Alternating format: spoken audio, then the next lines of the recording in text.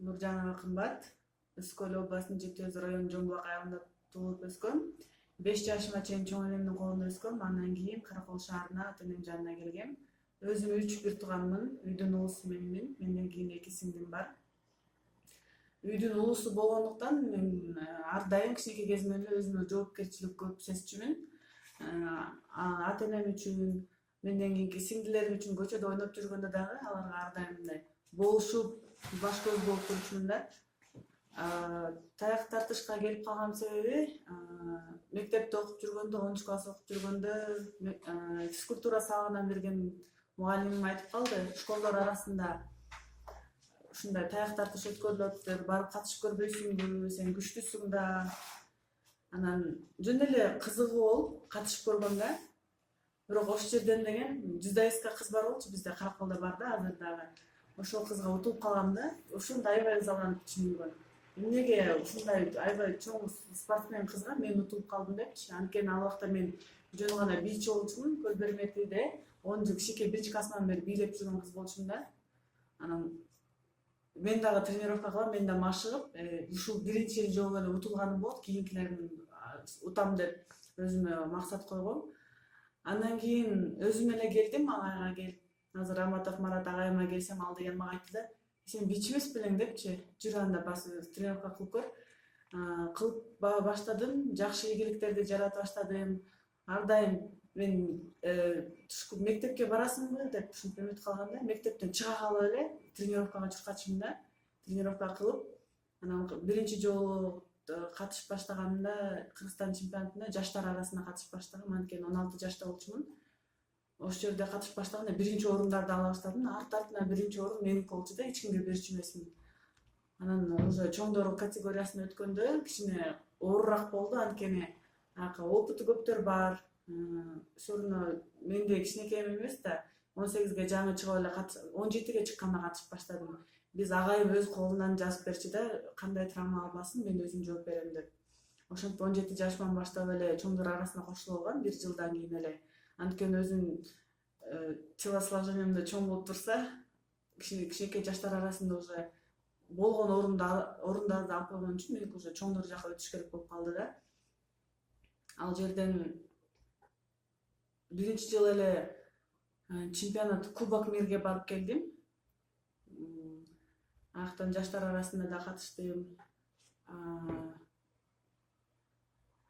Андан кийин Кыргызстан чемпионатына чоңдор арасына катышып баштаганда дагы окшош баштады да, биринчи орундарды алып жүрдүм. Андан 2018-жылы чемпионат мирге барып келгем. 17 жашта болчумун.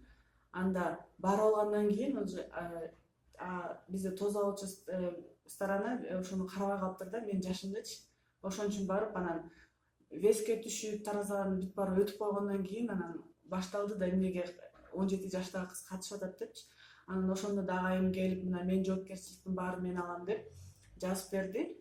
Анан ошондо катышып, бирок 3-орунга күрөшүп атып, өзүм катачылык кетирип, ошол жерден орунга илинбей калгам да. Анан ошондо мен таштадым го деп баштадым да, агайга да айттым, ушул акыркысы болду окшойт агай, мен таштадым деп. Бирок кетип калып эткенсиң, өзүң жан дүйнөңө жагып аткан спорт, эмне кетип калып эткенсиң. Андан кийин эле кайра өзүм келдим. Чакырып калды, дагы бир соревнование бар, ага дагы көп убакыт бар, тренировка кылалы деп. Ошол жака барып келгенден кийин эле тренировка кылып баштагандан эле болду, кайра чыга албай калдым да. Анан жакшы тренировка кылып, былтыр Кубок мир 3 этаптан турат. Ошол 3 этапка барып, жыйынтыгында кубоктардын жыйынтыгында биринчи орунду ээлеп келдим. Анан быйыл да ошо чемпионат мирге барып, Кыргызстандын желегин желбиретип, кийин башка өлкөгө барып, таяк тартыш негизи якуптардын спорту деп коет да, бирок ошолордун жерине барып, өзүлөрүн утуп, кыргыздын гимнин ойнотуп келдик. Ушул эме боюнча, мелдеш боюнча айтып өтсөңүз, канча спортчу катышты, канча мамлекет, кайсы атаандашыңыз эң күчтүү экен? Чемпионат мирде 40тан ашык мамлекет, так айтып келгенде 42 же 43 мамлекет катышты. Мен салмак категориямда биз круговой система деп коет, ал азыраак участник болгондо круговой система менен тартышабыз, ар бирөөбүз бирөөсүнөн тартышып чыгабыз да. ал жерден баарын эми 2-0 менен утуп алдым. Биздики таяк тартышта 2 очкого чейин саналат. Ал жерден баарын утуп алдым. Негизи таяк тартыш боюнча якуттарды өздөрүнүн спорту болгондуктан алар кичинекей кезинен бери эле машыгышат. Ошолор дүйнө жүзүндө ошолор күчтүү болот да. Кыргызстан 2-орунда турат. Азыр дүйнө боюнча Кыргызстан биз 2-орунду ээлеп келебиз. Азыр да бизге айтып калышты. Якуттар өздөрү да айтып атышты, башка өлкөнүн мамлекеттеринин өкүлдөрү дагы айтып атышты. Якуттардын артынан эле силер келатасыңар, артынан бирден кадам эме кылып эле якуттар силерден уже корко баштады деп. Ошо якуттардын өздөрүн уттук. Былтыр дагы Екатерина Белолюбская деген эже бар болчу. Аны легендарная деп коюшат да. Эч качан утулуп эмес. Бирок ошондо барып Катя же мен сизди утам, мен сизди утуп, анан пенсияга өткөрүп жиберем, кетпеңиз ага чейин деп атып утуп келип, ошондон өзүм айткандай пенсияга жибердим. Андан кийин быйыл башка кыз келди. Башка эже келди. Аны дагы 2-0 менен утуп алдым. Бүт болгон ошол жерде менин салмак категориямда катышкандын баарын 2-0 менен утуп алдым. Кандай Кыргызстандын гимнин ырдап атканда кандай сезимдерге дуушар болдуңуз? Негизи Кыргызстандын гимни башынчыкы биринчи салпы кеткенден кийин экинчисин уже көзүмөн жаш айлана баштайт да. Башка өлкөгө барып алып Кыргызстандын гимнин ойноткон мындай башкача сезим болот да. Биз Кыргызстан утуп алган бирөөсү эле утуп алсак, болгон кыргызстандыктар, болгон спортсмендер, агайлар, ушул федерациябыздын өкүлдөрү бүт баары келип, өзүбүз туруп алып ошол жерден гимнди ырдайбыз да, баарыбызчы. Анан ошол менен дагы өзүбүздүн ынтымагыбыз менен да башка өлкөлөрдү дагы алып келе алабыз деп ойлойм да. Анткени мисалы эле ала кеткенде Россиянын гимни катар менен ойнолот да. Анткени акта якуттар дагы, россиялыктар да бар эми башка эмелерденчи. Бирок ошондо алар анчалык биздегидей эмес да. Биз болсо баарыбыз алдыга чыга калып, Кыргызстандын гимнин ушунча прям үнүбүз чыкпай калгыча ырдап келебиз да. Эми учурда кайсы мелдешке даярданып атасыз? Азыркы учурда көчмөндөр негизи бизге айтылган, бир жолу эле отбор болот. Ошондон өтсөңөр, чемпионат мирге да барасыңар, көчмөндөр оюнуна да барасыңар деп. Бирок жакында эле кайра айтылды, көчмөндөрдүн оюнуна бүт баары бирден кайра отбор өтөт деп. Ошого азыркы учурда ошого даярданып атабыз. Көчмөндөр оюнуна барып, буюрса отбордон биринчи отборду уталы, анткени Кыргызстандын ичинде дагы таяк тартыш аябай өнүгүп келатат. Мурда катар менен эле утуп жеңил эметсе, кийинки жылдары азыр андай эмес. Ар бир салмак категорияда атаандаштар көп, күчтүүлөр көп, жаңы чыгып келаткандар абдан көп. Биз ушундай ийгиликтерди жаратып келаткан үчүн ойлойм да, көп кишилерди кызыктырып атабыз. Башында мен жаңы катышып баштаганда мынча киши көп эмес болчу. Биз өзүбүздү бирибизди бетибизден таанычык да, ким экенинчи. Азыр болсо көбөйдү, каяктан келген, бул жаңы келген окшойт деп бирибизге ушинтип калабыз да. Кандай тартышат болду экен депчи. Кандай машыгыш керек бул спортко? Негизи канча жашынан бул спортту алып кетсе болот?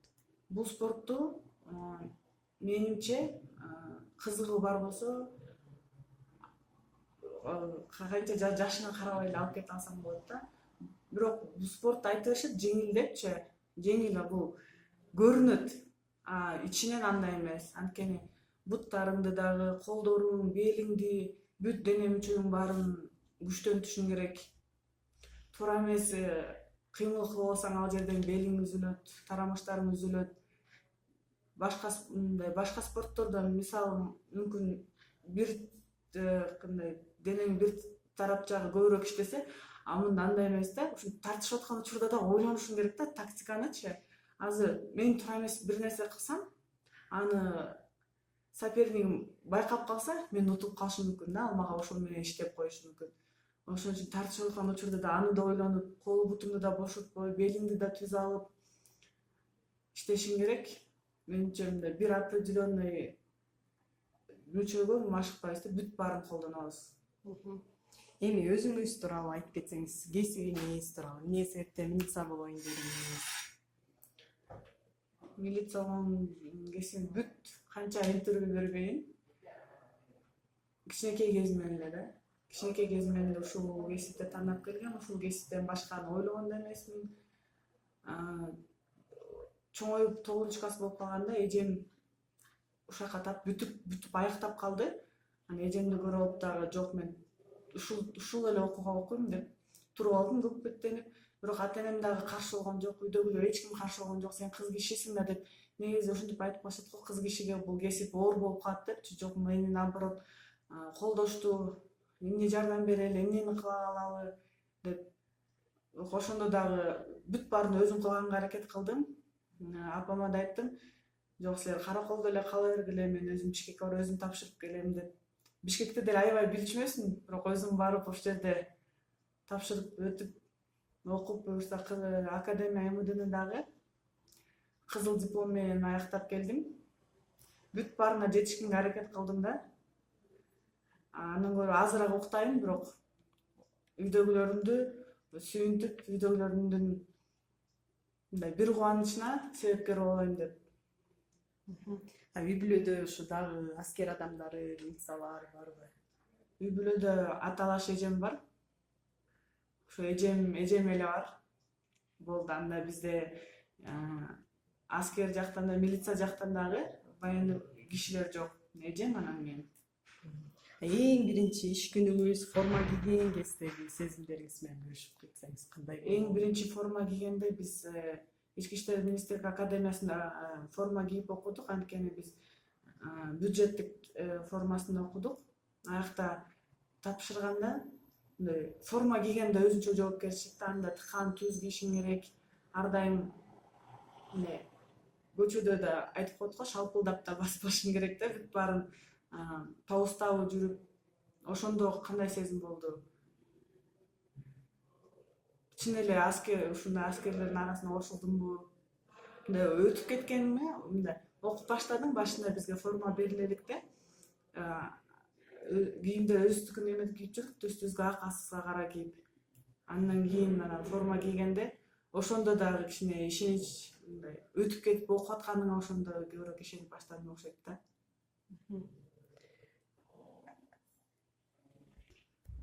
Айтып коюшат го эл арасында ушу милиция кыздардын жүрөгүн багындырышоор же өзүн сүйүүсүн табышоор деп. Сиздин бул жаатында кандай жүрөгүңүз бошпу? Мен азыркы учурда мындай эч ким менен сүйлөшүп деле аны ойлой элем. Мен азыркы тапта спортту, анан жумушумду алдыга коюп атам. Спорт жагынан да жакшы жетишкендиктерге, жумуш жагынан да жакшы жетишкендиктерге жетишип, азыркы оюмда жигит күйөө дегенде оюмда жок. Азыркы учурда жумушумду жакшы алып кетип, спортту да таштабай, азыркы менин максаттарым ошол. Ар бир адамдын жашоодо девизи болот го. Сиз кандай девиз менен жашайсыз? Экинчи суроо болсо, мисалы, көп кыздар ушу милиция болгусу келет да, ошолорго кандай кеңеш бермексиз? Жашоодогу девиз мен эчтекеден эч качан коркпой, артка кадам таштабай, алдыга гана кадам ташташ керек деген жашап келем. Кто не рискует дегендей эле да, меники дагы көз коркок кол жасай берет го, негизи ошондой эле болот экен жашоодо. Мен коркуп бияка тапшырбай койсом, мен ушундай деңгээлге жетмек эмесмин. Милиция болчу кыздарга эмнеге болбосо болбойт? Мен, например, өзүм кыялым, мен Кыргызстанда генерал болгон аял заты жок да, министр болгум келет. Мен мурда дагы президентский стипендия алганда, менден ушинтип сурашканда, кыялың кандай дегенде, мен айткам, Кыргызстандын биринчи министри аялы болгум келет деп. Ошол максатыма да жетким келет. Негизи коркпош керек. Коркпосоң бүт баары болот. Мындай кыйын көрүнөт, бирок жасаса болот. Адамзаттын колунан баары келет да. Биз бүт баарын үйрөнүп кете алабыз. Ошондой эле да. Эч качан коркпогула. Бизге келсеңер, кыздар аз эмес, бар.